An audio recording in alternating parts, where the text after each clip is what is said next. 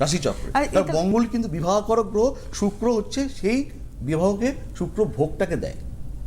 মঙ্গলই কিন্তু বিবাহটা ঘটায়। জটক বিচারের খুব গুরুত্বপূর্ণ একটা জটক ভূমিকা বিচার আছে। এখানে গুরুত্ব আছে, কিন্তু সেটাও 100% সহায়ক নয়। পঞ্জিকাতে লেখা থাকে জটক বিচার আবশ্যক এবং তার সাথে একটা ব্যাধি নির্ণয় করা হচ্ছে আবশ্যক। জটক বিচারে দেখুন 8খানা গুণ থাকে, হ্যাঁ, মানে 8খানা কূট থাকে, অর্থাৎ 8খানা ভাব। 8খানা কূটের মধ্যে 1 2 3 4 করে 36টা গুণাঙ্ক থাকে।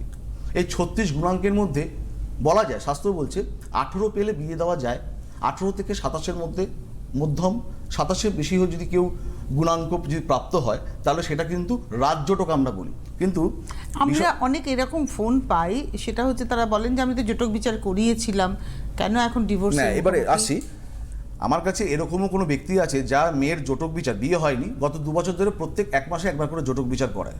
আচ্ছা, জটক বিচারে কখনো গুণাঙ্ক প্রাপ্ত হয় 16 কারোর সাথে, কখনো 27, কখনো 31, কখনো 9, গত 2 বছর ধরে। ব্যাপারটা বুঝুন, উনি জটক বিচারটাতেই মাথায় রেখেছেন। কিন্তু আমি অনেকবার বলেছি জটক বিচারটা যাই অনেক ক্ষেত্রে দেখা যায় রাজজটক পেলেও কিন্তু তাদের মধ্যে বিচ্ছেদ হয়, আবার কম গুণাঙ্ক পেলেও কিন্তু বিচ্ছেদ হয়।